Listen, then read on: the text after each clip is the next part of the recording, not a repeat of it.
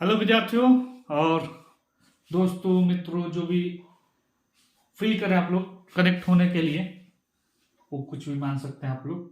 और आज हम लोग कक्षा 12 यानी क्लास 12 का हम लोग मैथ्स यानी कि गणित विषय पर विचार करने वाले हैं।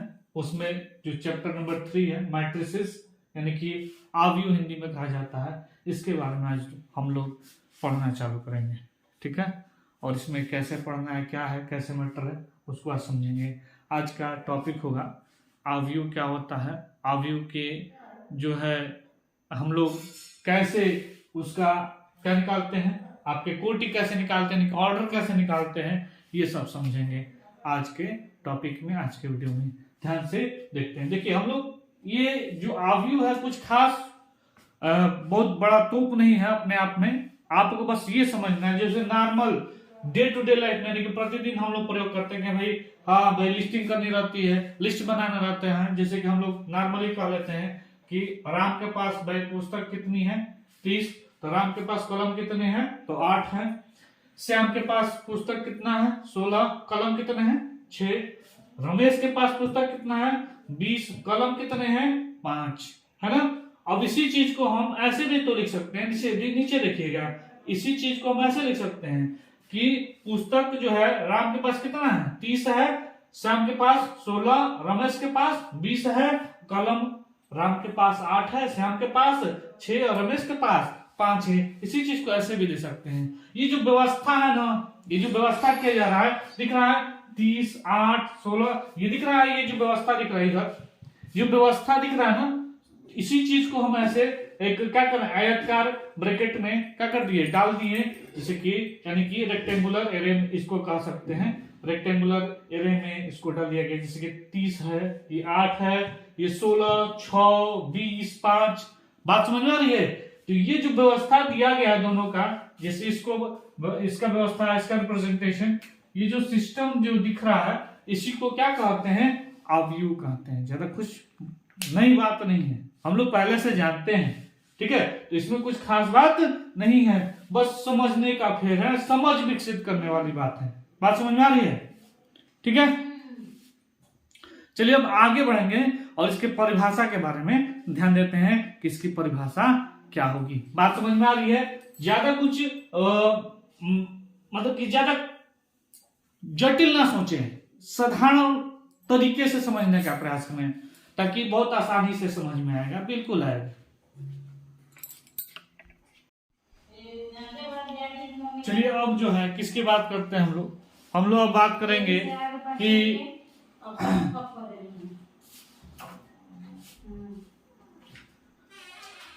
परिभाषा क्या है, किसकी परिभाषा, तो मैट्रिक्स यानी कि आव्यूह की परिभाषा क्या होगी। बात साधारण शब्दों में, ज्यादा डिस्कशन नहीं करेंगे।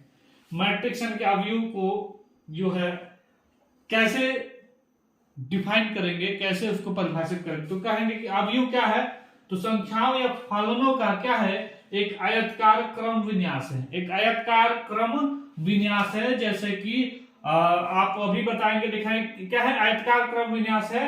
और संख्याओं या फलन को क्या कहते हैं, चलिए देखिए कैसे। और याद रखिएगा, जो आव्यूह है, आव्यूह को कैसे प्रदर्शित करते हैं, किसी भी कैपिटल लेटर, अल्फाबेट्स के कैपिटल लेटर से, ये 2, 3, 5, 4 कुछ भी लिख लिए। ठीक है, तो ये क्या है, देखिए संख्याओं या हम जो प्रयोग किए अभी क्या है, ये संख्याएं हैं। क्या है, संख्याएं हैं। ठीक है, इन संख्याओं का क्या है, एक आयताकार क्रम विन्यास है, यानी कि एक क्रम में हमने इसको सजाया है। ठीक है, और इन संख्याओं को क्या कहेंगे, इन संख्याओं को हम या फलनों को, जो भी इसके संख्या की जगह फलन का भी प्रयोग कर सकते हैं, फलनों का भी प्रयोग कर सकते हैं, उसे क्या कहेंगे, अवयव कहेंगे, या प्रविष्टियां या सदस्य के रूप में भी हम लोग कह सकते हैं। बात को समझने का प्रयास करिएगा, हम लोग पहले डिफाइन कर रहे हैं, मैट्रिक्स के बारे में समझने का प्रयास कर रहे हैं। मैट्रिक्स क्या होता है, अवयव क्या होता है, तो संख्याओं या फलनों का एक आयताकार क्रम विन्यास होता है। बस ये याद रखेंगे, बस ये। अभी रुक जाओ, इसके बारे में ये वाला बात समझाएंगे। क्या है, मैट्रिक्स का क्या होता है, संख्याओं या फलनों का क्रम विन्यास होता है। ये जो बात बताएं, क्या संख्याओं का था, फलन के रूप में कुछ भी हो सकता है, यानी कि x² + 1 चाहे x² √3 5x3, यानी कि देखिए ये कोई भी फलन भी हो सकता है, कोई जरूरी नहीं है, फलन कुछ भी हो सकता है, त्रिकोणमितीय फलन भी हो सकता है। बात समझ में आ रही है? संख्याओं या फलनों का एक आयताकार क्रम विन्यास को ही क्या कहते हैं? अवयव कहते हैं। एक क्रम में सजाने की बात कर रहा है।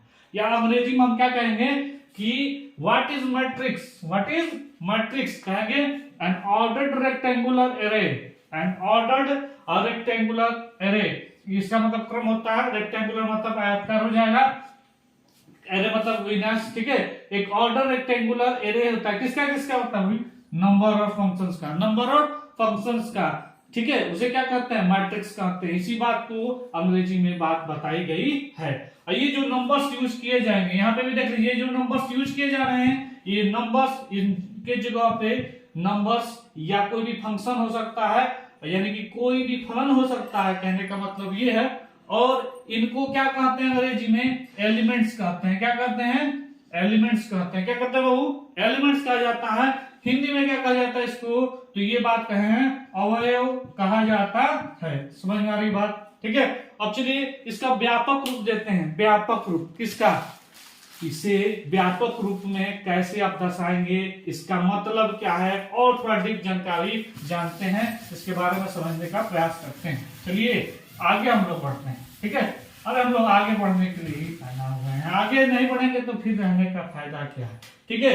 अब चलिए इसको थोड़ा और हम लोग आगे बढ़ाते हैं। ठीक है। व्यापक रूप में कोई भी एक मैट्रिक्स ले लिए, इस मैट्रिक्स को व्यापक रूप में कैसे दर्शाते हैं उसको समझने का प्रयास करेंगे। एक छोटा सा एग्जांपल लेंगे, उसके बाद व्यापक रूप पर आएंगे। मान लीजिए 2 3 4 हो गया, 5 6 क्या हो गया, 7 हो गया। ये जो है ये सारे इनको क्या कहते हैं? रो। क्या कहते हैं? R1 R2 R3, इसको क्या कहते हैं? रो कहते हैं। क्या कहते हैं? ये वाला जो लाइन है, ये वाला R1 है, R2 है, R3। रो मतलब क्या होता है? पंक्ति। क्या हो? पंक्ति। पहली पंक्ति, दूसरी पंक्ति, तीसरी पंक्ति, है ना? समझ में आ रही बात? पहली पंक्ति है ये, दूसरी पंक्ति और ये तीसरी पंक्ति है। आ रही बात समझ में? पंक्ति कितनी है? 1 2 और 3। यहाँ पे वही 3 लिख लो भाई। चलो आगे बताते हैं। 1 2 और क्या हो गया? 3 पंक्तियां हो गई। स्तंभ कितने भैया? इसको क्या कहते हैं? स्तंभ कहते हैं। क्या कहते हैं? स्तंभ। अंग्रेजी में कॉलम कहा जाता है। क्या कहा जाता है? कॉलम। अंग्रेजी में क्या कहते हैं? कॉलम। ये C1 कह लो, चलो इसको लिखते हैं। इसको क्या कहते हैं? स्तंभ। समझ में आ रही बात? इसको स्तंभ कहते हैं। ये क्या है? C1। ये क्या है? C2। ये क्या है? C1। ये क्या है? C2। ये बताओ हमारे पास स्तंभ कितने हैं? 1 और 2। यही हमारी क्या हो जाएगी? कोटि हो जाएगी। क्या हो जाएगी? कोटि। किसकी कोटि? इस अवयव की कोटि हो जाएगी। यानी कि अंग्रेजी में क्या कहेंगे? ऑर्डर कहेंगे। ये हमारा क्या हो जाएगा? ऑर्डर हो जाएगा। इस मैट्रिक्स का, इस अवयव का हमारा क्या हो जाएगा? ये मैट्रिक्स होगा। ठीक है। बात समझ में आई? क्लियर हो रही है? ये R1 है, ये R2 है, ये R3 है, ये C1 है, ये क्या है? C2 है। बात समझ में आई होगी उम्मीद है। ठीक है। इसी तरह से कुछ भी हो सकता है। और ऑर्डर कैसे निकालेंगे भैया? ऑर्डर निकालेंगे 3/2, यानी कि कितने रो हैं, यानी कि कितनी पंक्तियां हैं, कितने कॉलम हैं, यानी कि कितने स्तंभ हैं। पहले किसको, ये पहला जो लिखा जाएगा वो क्या होगा? रो होगा। यानी कि क्या होगा? आपका क्या होगा? पंक्ति होगी। उसके बाद किसको लिखेंगे? दूसरी तरफ आपका कॉलम रहेगा। यानी कि 3/2, यानी कि 3 कितना है? 3 × 2 का ये आपका क्या होगा? मैट्रिक्स हो जाएगा। ठीक है। और एग्जांपल दिखा रहे हैं आप लोगों को, टेंशन ना लीजिए, बिल्कुल समझ में आएगा। बिल्कुल बिल्कुल। यही नहीं, हम लोग त्रिकोणमितीय फलन का भी प्रयोग कर सकते हैं। यहाँ पे sin थीटा, यहाँ पे cos थीटा, यहाँ पे tan थीटा, यहाँ पे sec थीटा, कुछ भी मतलब रख सकते हैं। ठीक है। बात समझ में आ रही है? ये क्या है? ये R1 है, ये R2, यानी कि पहली पंक्ति और ये दूसरी पंक्ति, है ना? ये पहला कॉलम, ये दूसरा कॉलम। कहने का मतलब ये पहला स्तंभ, ये दूसरा स्तंभ। चलो, यानी कि हमारे पास पंक्ति कितना हो गया? 2। स्तंभ भी कितना हो गया? 2। तो इसका कोटि कितना हो जाएगा बताओ? कोटि। यानी कि ऑर्डर कितना हो जाएगा हमारा? ऑर्डर यानी कि कोटि कितना हो जाएगा? 2/2 का, कितने का? 2/2 का। ऐसे ही चलिए व्यापक रूप में हम लोग आते हैं, क्या आते हैं? व्यापक रूप में आते हैं। चलिए समझने का प्रयास करते हैं व्यापक रूप में इसको कैसे लिखा जाएगा। भैया व्यापक रूप में AIJ, ठीक है, M/N, ठीक है। इसका मतलब अभी समझ में आएगा, ध्यान से देखिएगा, ठीक है। अब इसका मतलब थोड़ा और बढ़ाते हैं, ठीक है। IJ का मतलब, चलिए पहला पंक्ति, पहला स्तंभ, पहला पंक्ति, पहला स्तंभ, पहला पंक्ति, पहला स्तंभ, पहला पंक्ति, दूसरा स्तंभ, पहला पंक्ति, तीसरा स्तंभ, ऐसे करते जाएगा। पहला पंक्ति और इनवा आपका स्तंभ, ठीक है। चलो रखे रहो, देखो आगे बढ़ते हैं। ये दूसरा पंक्ति, पहला स्तंभ, दूसरा पंक्ति, दूसरा स्तंभ, दूसरा पंक्ति, तीसरा स्तंभ और दूसरा पंक्ति, एनवा स्तंभ। आ रही बात समझ में? तीसरा पंक्ति, पहला स्तंभ, तीसरा पंक्ति, दूसरा स्तंभ, तीसरा पंक्ति, तीसरा स्तंभ। कहने का मतलब फिर से दोहराएंगे, थोड़ा बाकी लोगों को भी, इंग्लिश वाले, माध्यम वाले भी समझ लें। यानी कि first row first column, first row second column, first row third column, first row nth column, second row first column, second row second column, second row third column, second row nth column, third row first column, third row second column, third row third column, third row nth column. ऐसे ही करते जाएंगे। और ये हमारा ये एमवा यानी कि स्तंभ होगा, और स्तंभ का एमवा यानी कि mth क्या होगा? पंक्ति, यानी कि हमारा रो होगा, और पहला कॉलम। ऐसे ही ये M2 यानी कि ऐसे ही व्यापक रूप में इसको M3 लिख लेंगे, ठीक है। और ये जाएगा, यहां से आएगा ये M और N, यानी कि इसका क्या मतलब कि mth रो nth कॉलम, यानी कि mवा पंक्ति, nवा स्तंभ। ये कितने कोटि का हो गया? M/N का, ठीक है। आई बात समझ में? ये पहला रो है, दूसरा रो है, तीसरा रो है, ऐसे करके बहुत सारे रो आएंगे। और ये पहला कॉलम, दूसरा कॉलम, तीसरा कॉलम, चौथा कॉलम। आई बात समझ में? ऐसे करके कितने पंक्ति है? m पंक्ति, और कॉलम कितने हैं? यानी कि n कॉलम है, n स्तंभ है। बात समझ में? इस तरीके से ये व्यापक रूप में हम लोग किसको लिख सकते हैं? इस अवयव को व्यापक रूप में हम ऐसे लिख सकते।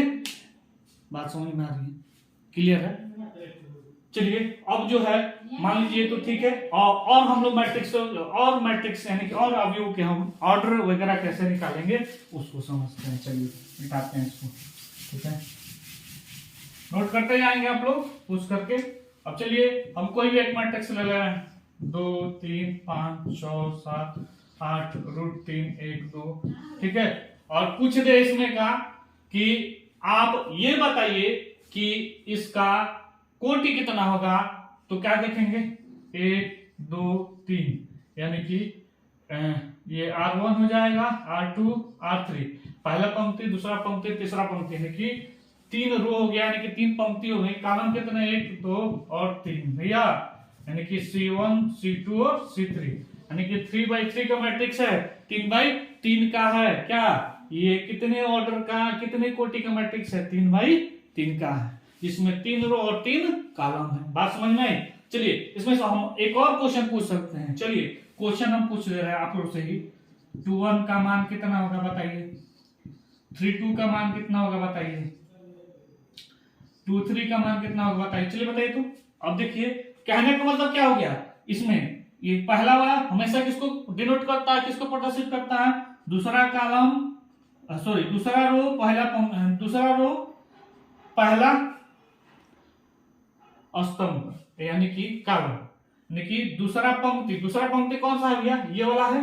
और पहला कॉलम ये वाला है। अब देखो ये हमारा 3 होगा, देख लो है कि नहीं है? दूसरा पंक्ति यानी कि दूसरा रो और पहला कॉलम में कौन नंबर आएगा? ये 3 होगा। अब चलिए 3 और 2 का पूछ दे तो भैया सबसे पहले तीसरा रो में हम सीधे जाएंगे। तीसरे रो में देख लिए ये वाला रो है, दूसरा कॉलम यानी कि कौन सा नंबर आएगा 8। बात समझ में आ रही है। अब आओ 2 3 दूसरा रो होना चाहिए तो दूसरा ये है, तीसरा कॉलम यानी कि ये है, यानी कि इस तरीके से हम लोग निकाल सकते हैं। बात समझ में, उम्मीद है कि अब आप लोग कोटि निकाल लेंगे, है ना। ठीक है, कोटि निकालने में सक्षम होंगे बिल्कुल। ठीक है, फिर आगे हम लोग कल जो है पढ़ेंगे कि अवयव के प्रकार यानी कि टाइप्स ऑफ मैट्रिक्स हम लोग पढ़ने वाले हैं। ठीक है, ओके, कल हम लोग, और इसको ध्यान से पढ़ें। और आपका अपना चैनल है, भूलिएगा मत, चैनल का नाम क्या है, राजीव सर ऑफिशियल पे जरूर जो है आप लोग सपोर्ट करें। ठीक है, और ऐसे ही वीडियो, दमदार वीडियो, वजनदार वीडियो आप लोग के लिए लेकर आएंगे। ठीक है, थैंक यू।